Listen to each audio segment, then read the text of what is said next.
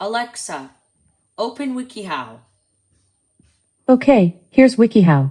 Hi, ask me how to do anything. How to take care of a Quaker parrot. How to take care of a Quaker parrot. Summary: take care of a Quaker parrot. If you would like each step read out in detail, say read steps. Read steps. Step 1. Buy the right cage. Quakers are a smaller breed of parrot, but because of their active nature, they do best with a roomy cage. An 18x18x18 cage should probably be the minimum size for your bird, but also consider safety and security features. Quaker parrots are known for being escape artists, so make sure the bars on the cage are not too far apart, nor at the same time narrow enough that a curious Quaker can get its head stuck between them. 5/8 inch spacing between bars is a good reference point.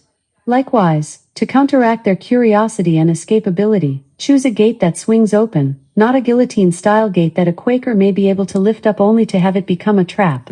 Quakers have been known to figure out how to unlatch a gate, so consider a lock as well. To continue, say next. Next. Step 2. Find a good vet. Take your Quaker for annual checks, and more is warranted, by a veterinarian, preferably one with a bird specialization.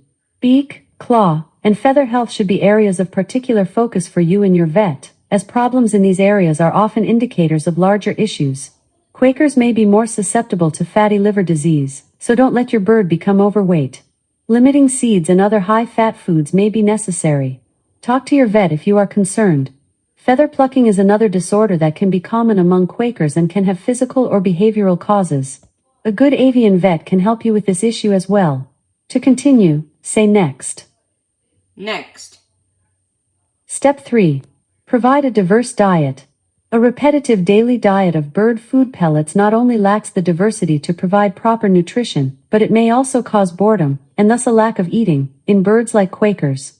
Make the pellets part of the diet but also mix in a variety of fruits and vegetables, and occasional seeds and nuts. Avoid feeding birds avocados, however, as this can be toxic to them. Also skip chocolate, caffeine, and alcohol. To continue, say next. Next. Step 4. Clean up after your parrot frequently. Birds are messy, there is no way around it. In addition to droppings, Quakers will strew food scraps, destroyed toys, and bits of anything else they can get their beaks on throughout the cage and on your floor. Give the cage a quick cleanup daily, removing large bits of junk and replacing the newspaper liner. You may want to subscribe to a daily paper if you're going to be a bird owner. Each week, give the cage a more thorough cleaning, scrubbing down the bars, and such. You may want to place the cage over an easier to clean floor surface, such as tile or hardwood rather than carpet. To continue, say next. Next. Step 5.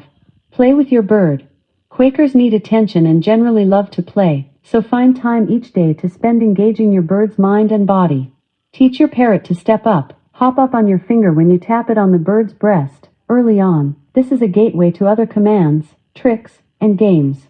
Provide your Quaker with toys and mix them up frequently to keep your parrot engaged. Quakers regularly destroy toys, so you may want to mix in homemade toys, games, and challenges. For instance, something as simple as balling up a treat in a wad of paper can provide your bird with some mental stimulation, at least the first time. Talking is no guarantee with any parrot, but Quakers usually like to talk and take to it easily. Repeating phrases during playtime is an easy way to teach new words, or move up to focus lessons of 10 to 15 minutes apiece. Keep in mind what Quakers hear from you, or the TV, etc., however, as they are usually skilled and eager mimics. See also how to play with a large parrot for more play ideas. To continue, say next. Next.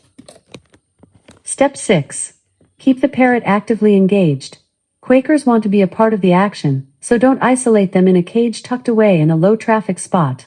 Like a small child, regular, active attention will make your Quaker happier and healthier. Locate your birdcage in the main living space, such as a living room. Place it in a non-remote corner of the room, however, so that your Quaker can feel actively involved yet have a piece of territory to call its own. Give the birds plenty of daily time out of the cage as well. Do this not just for playtime but during daily activities when possible as well. Make your Quaker a true part of the family. To continue, say next. Next. Step 7. Protect your bird.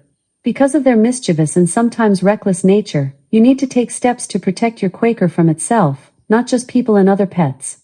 The practice of wing clipping is controversial. Clipping makes escape less likely and reduces the risk of injury by flying into objects. See how to clip a parrot's wings or visit your vet for more information. However, the bird's ability to fly is curtailed. This means he gets less exercise and is more likely to feel frustrated. In addition, many birds try to fly but crash land and damage their brisket. These injuries can be quite severe, and the thinking is now that wing clipping is outdated. Instead, adequate training, such as clicker training, is preferred to control the bird during out-of-cage time. Some Quakers are fearless, or perhaps foolish, enough to go after cats or dogs, which can result in severe injuries or worse, so take care if you have other pets in the house. The only way to know how they will interact is to let it happen, but be prepared to keep Quakers separated from other pets if necessary. The same goes for other birds as well. Some Quakers thrive with an additional partner in crime, others not so much. Exposure at a young age is probably the best bet for success. Exposing your Quaker to other people early on is also the best way to keep it from becoming a one-person bird who only interacts well with you. It is a two-way street, though, and you may have to instruct people, especially children, how to act around your parrot. To continue, say next. Next. Final step. Embrace the chaos. If you prefer your home and life to be neat and tidy, quiet, regimented, and predictable, a Quaker, or any parrot, for that matter, is probably not for you. If you can accept an occasional giant mess, a missing watch, and regular squawking as a fair trade for a good bit of fun and constant companionship, a Quaker parrot may be just the thing for you. Okay, you've reached the end of the article. To hear it again from the beginning, ask how to take care of a Quaker parrot. Or, you can ask how to do something else. What would you like to do? Exit.